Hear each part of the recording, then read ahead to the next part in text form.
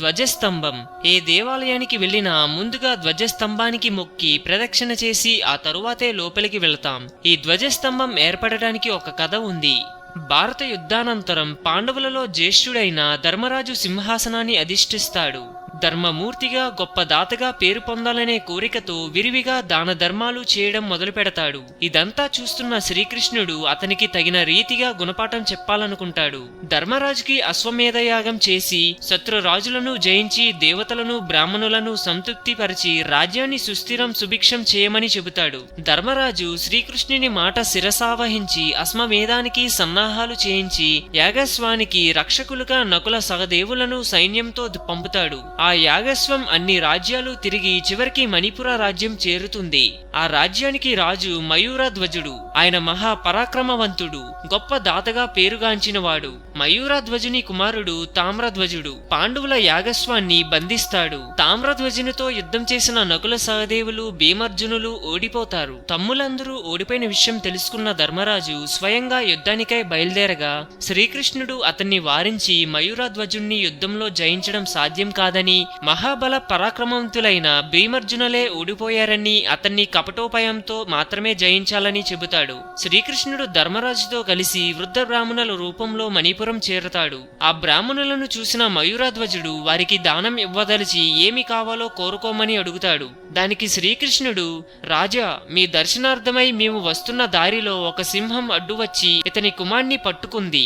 బాలుని విడిచిపెట్టవలసిందిగా మేము ప్రార్థించగా సింహం మానవ భాషలో, మీ కుమారుడు మీకు కావాలంటే మణిపుర రాజైన మయూరధ్వజుని శరీరంలో సగభాగం నాకు ఆహారంగా, అతడి భార్యాపుత్రులే స్వయంగా కోసి ఇవ్వగా తెచ్చి ఇస్తే ఇతన్ని వదిలేస్తానని చెప్పిందని, కనుక ప్రభువులు మా యందు దయతలచి శరీరంలోని సగభాగాన్ని దానమిచ్చి ఇతడి కుమారుణ్ణి కాపాడమని కోరుతారు. వారి కోరిక విన్న మయూరధ్వజుడు అంగీకరించి దానికి తగిన ఏర్పాట్లు చేయించి భార్యాసుతులు అతని శరీరాన్ని మధ్యకు కోసి వారికి ఇవ్వమని చెబుతాడు. వారు ఆయన శరీరాన్ని సగంగా కోయటం చూసిన ధర్మరాజు అతని దాన గుణానికి నివ్వెరపోయాడు. ఇంతలో మయూరధ్వజుని ఎడమ కన్ను నుంచి నీరు కారటం చూసిన ధర్మరాజు, తమరు కన్నీరు కారుస్తూ ఇచ్చిన దానం మాకు వద్దుగాక వద్దు అంటాడు. అందుకు మయూరధ్వజుడు, మహాత్మా, తమరు పొరపడుతున్నారు.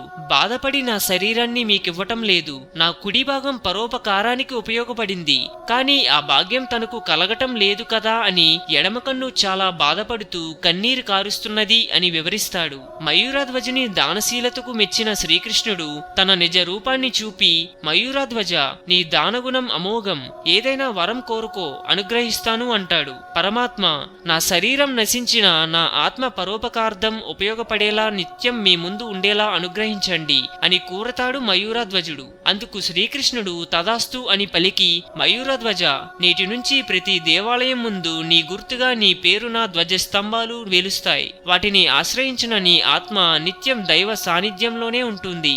ముందు నిన్ను దర్శించి ప్రదక్షిణం నమస్కారాలు ఆచరించిన మీదటనే ప్రజలు తమ ఇష్ట దైవాలను దర్శించుకుంటారు. ప్రతినిత్యం నీ శరీరమున దీపం ఎవరుంచుతారో వారి జన్మ సఫలమవుతుంది. నీ నెత్తిన ఉంచిన దీపం రాత్రులందు బాటసారులకు దారి చూసే దీపం అవుతుంది అంటూ అనుగ్రహించాడు. ఆనాటి నుంచి ఆలయాల ముందు ధ్వజస్తంభాలు తప్పనిసరిగా ప్రతిష్ఠించడం ఆచారమైంది. భక్తులు ముందుగా ధ్వజస్తంభానికి మొక్కి ఆ తరువాతే మూల విరాట్లు దర్శనం చేసుకోవడం సాంప్రదాయంగా మారింది.